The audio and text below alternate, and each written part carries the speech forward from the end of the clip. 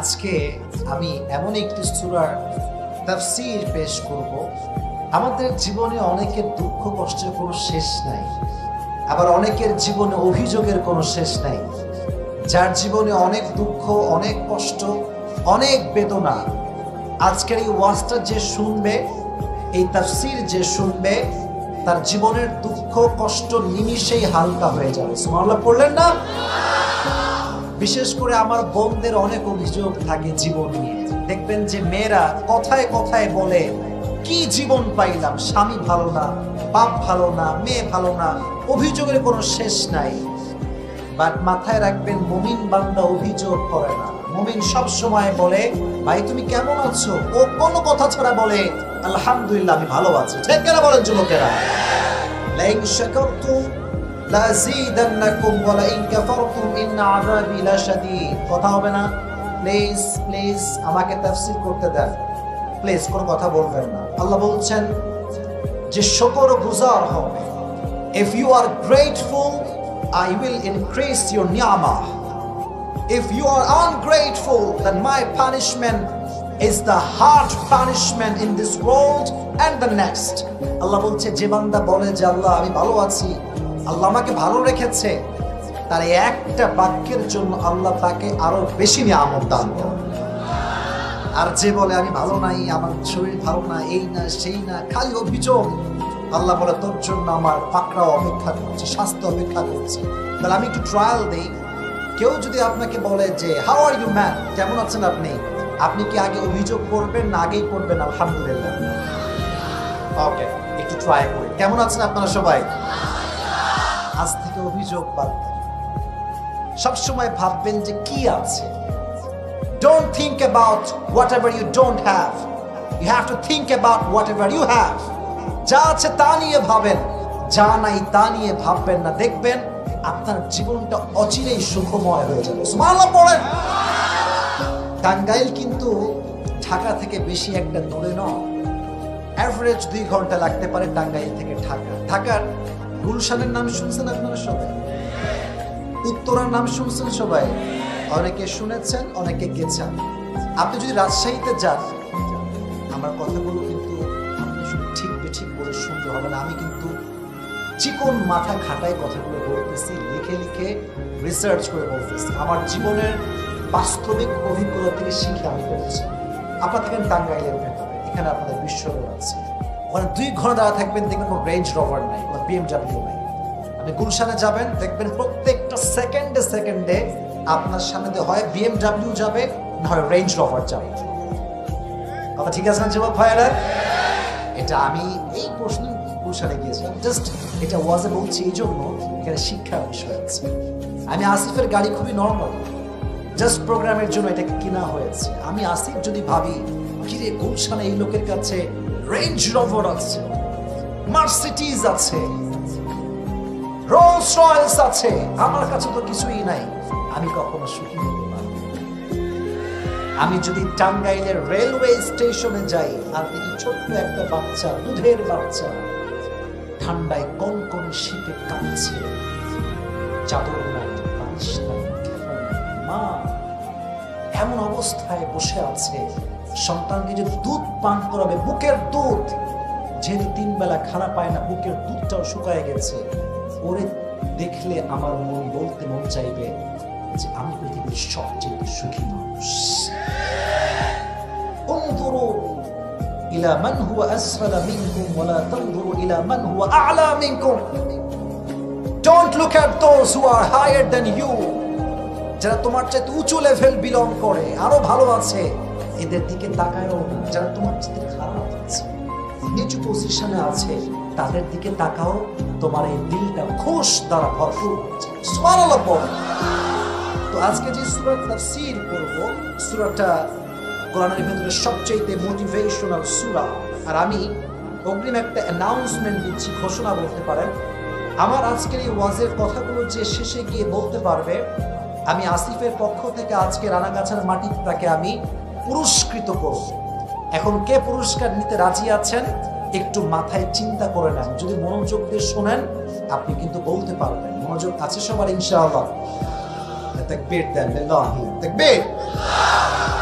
কোরআন কারীমের আজকে যে সূরা থেকে আমরা তাফসীর শুনবো, সূরাটা হচ্ছে 93তম সূরা।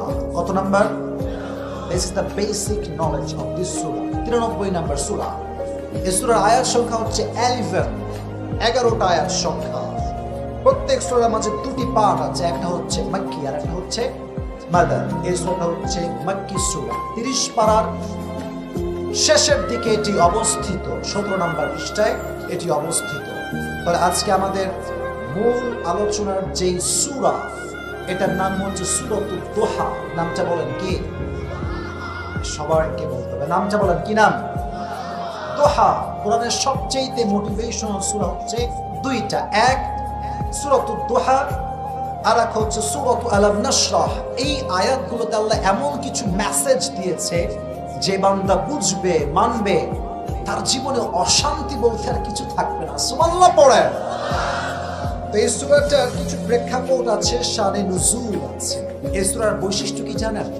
এই সূরা পড়ার সঙ্গে সঙ্গে মাথার যেই চাপ, মাঝে মাঝে আমরা ঘুমের ওষুধ খাই চাপ সামলাইতে। অনেক লোক আছে যারা চাপ কমাইতে মদ খায়, গাঁজাও খায়। আস্তে ঠিক বলেন কেন? আপনার জোরে বলতে হবে তো ভাইরা, ঠিক আছে কিনা? যে মদ পান করে, যে নেশা করে, তার ডিপ্রেশন কখনো হালকা হয়, তার ডিপ্রেশন আরো বেশি লেভেলে বেড়ে যায়। আর যে কোরআন পড়ে বিপদের সময়, কষ্টের সময় তার দুঃখ কষ্ট হালকা করে দেয়, একজন আওয়াজ দিয়ে বলেন তো তিনি কে? এই সূরার সেন্ট্রাল থিম বা সাবজেক্ট ম্যাটার হচ্ছে cannot be upset as a Muslim. This is the main message of this surah. Never lose hope and never be frustrated. হতাশ হওয়া যাবে না, নিরাশ হওয়া যাবে না। আল্লাহ বলছে তোমার গুনাহ কত করেছো তুমি, ইন্নাল্লাহা ইয়াগফিরু যুনুবা জামিআ। যখন তুমি দুটো হাত তুলে আল্লাহর কাছে তওবা করবা, তোমার এই চোখের পানি নাকের ডগায় আসার আগেই আমি আল্লাহ তোমার জীবনের সমস্ত গুনাহ খাতা মাফ করে দেব। টেনশনের কোনো কারণ নাই। মুসলমান তো একটা কথা বলবে, যার রব আছে তার টেনশনের কোনো কারণ নাই, ঠিক কিনা বলেন? প্রত্যেকটা সূরার একটা শানে নুজুল আছে। কেন নাজিল হয়েছে, কোন প্রেক্ষাপটে নাজিল হয়েছে, আমরা তাফসীরে ঢুকে যাচ্ছি, খুব মনোযোগের সঙ্গে। নবীজির কাছে প্রতিনিয়ত আল্লাহর পক্ষ থেকে ওহী নাজিল হতো। হঠাৎ করে ওহী আসা আসমান থেকে বন্ধ হয়ে গেল। একদিন যায়, 2 দিন যায়, 3 দিন যায়, 4 দিন হয়ে যায়, এভাবে 2 সপ্তাহ কেটে গেল। ওহী আর আসমান থেকে নামে না। আল্লাহর হাবিব টেনশনে পড়ে গেলেন, আল্লাহ কি আমার উপরে নারাজ হয়ে গেল নাকি, ওহী কেন আসে না? এদিকে কাফেররা তো সুযোগে আছে, নবীকে কখন গালি দেওয়া যায়, সুযোগ বুঝে বলছে, আরে মুহাম্মদ তোর রব তোরে ভুলে গেছে। নাউজুবিল্লাহ বললেন না? তোর রব তোরে না ভুললে ওহী বন্ধ হলো কেন? নবীজি টেনশনে পড়ে গেলেন যে আল্লাহ ওহী নাজিল হয় না কেন? And he started to miss the revelation. ওহীকে তিনি মিস করতে আরম্ভ করলেন। আর কাফেররা গালির পরে গালি দেওয়া শুরু করলো যে মুহাম্মদের রব মুহাম্মদকে ভুলে গেছে। এবার আল্লাহ তাআলা সমস্ত কাফেরদের বিরুদ্ধে আয়াত নাযিল করেন। আল্লাহ বললেন ওয়াদুহা ওয়াল লাইলি ইযা সাজা। নবী হে, সূর্যের কিরণের শপথ, আলোর শপথ আর রাতের শপথ। রাত যখন হয় নিঝুম আর নিস্তব্ধ, আল্লাহ এই রাত দ্বারা ওহীর অনাগমন বোঝালেন আর দিন দ্বারা ওহীর আগমন বোঝালেন। আচ্ছা, টাঙ্গাইলের রানাগাছার ভাইরা সারা দিন যদি আলোই থাকে, রাত না হয়, ভাল লাগবে? সুন্দর জবাব, ভাল লাগবে? আবার সব সময় অন্ধকার, কোনো আলো নাই, সূর্য নাই, ভাল লাগবে? আল্লাহ বলছেন নবী হে, ওহী যদি নাজিল হতেই থাকে, ওহীর একটা প্রেসার আছে। অলওয়েজ নাজিল হলে আপনার শরীরটা দুর্বল হয়ে যাবে। দিন শেষে রাতের ঘুম যদি মানুষের না হয়, মানুষের শান্তি লাগে না। তো আমি যে আপনার ওহী বন্ধ করেছি, এটার কারণ এটা নয় যে আমি আপনার উপরে অসন্তুষ্ট, বরং আমি বন্ধ করেছি একটা কারণ, যে আমার নবী কষ্ট পাবে, আরাম করবে না, এটা আমি আল্লাহ আরশে আজিম থেকে সহ্য করতে পারি। সুবহানাল্লাহ পড়েন। আপনার শান্তির জন্য, আপনার আরামের জন্য ওহীকে বন্ধ করে দিয়েছে। একজন আওয়াজ দিয়ে বলেন তিনি কে? মা ওয়াদ্দাআকা রাব্বুকা ওয়া মা ক্বালা। Your Lord has not forgotten you, ya prophet. নবী হে, আল্লাহ তো আপনাকে ভুলতে পারে না। সবাই সবাইকে ভুলতে পারে, বাট আল্লাহ তো আপনি ভুলতে পারেন। আজকে সমাজ, যুব সমাজ আজকে বেশি আসছে। আজকাল তো বাংলাদেশে প্রেমের কোনো শেষ নাই, রিলেশনের কোনো শেষ নাই। আর এখানে অনেক বোনেরা আসেন, আমি জানি প্রত্যেকটা বোনকে আমি সম্মান করি। আচ্ছা, মাহফিলে এত বোরকাওয়ালি মেয়ে আসে, পার্কে যে বোরকাওয়ালিরা প্রেম করে এরা কারা? ঠিক আছে না যুবক ভাইরা? আমার কথাটা, আমি কোনো বোনকে অসম্মান করছি না। আমার কথা হচ্ছে, দাড়ি রাখলেই যেমন দিনদার হওয়া যায় না, বোরকা পড়লেই তেমন প্রকৃতপক্ষের দিনদার হওয়া যায় না। দিনদার হতে হলে এই যে এখানে যে জায়গাটা আছে না, এটা পরিষ্কার হতে হবে। আমি স্পষ্ট দেখেছি অনেক বোরকাওয়ালি মেয়ে প্রেম করছে ঢাকাতে। আমি দেখেছি যে ওর সঙ্গে আছে টাটকা টিকটকার, ওর দুই পাশে দুই চুল কিছুই নাই, মাঝখানে ঘোড়ার মতো সোজা লম্বা লম্বা সজারুর মতো চুল। তো আমি দেখে বুঝলাম যে আজকালকার মেয়েদের রুচি এই পরিমাণ নষ্ট হয়েছে যেটা মুখ দিয়ে বলা সম্ভব নয়। ঠিক না বলেছে? তো যেটা আমি বলছিলাম, এই প্রেমে দেখবেন যখন প্রেম শুরু হয়, নয়া নয়া প্রেম, আরে বাপ রে, हम तुम्हें कभी नहीं छोड़ेंगे, मर जाएंगे लेकिन नहीं छोड़ेंगे। তো এক মেয়ে তার, আপনি রাখতে করছেন নাকি আমার কথায়? যদি রাগ করেন তাহলে আমি জাস্ট তাফসিরি বলবো, বাস্তবে কোনো কথা বলতে পারবো না। বলা যাবে তো ইনশাআল্লাহ? একটা মেয়ে তার বয়ফ্রেন্ডকে বলছে,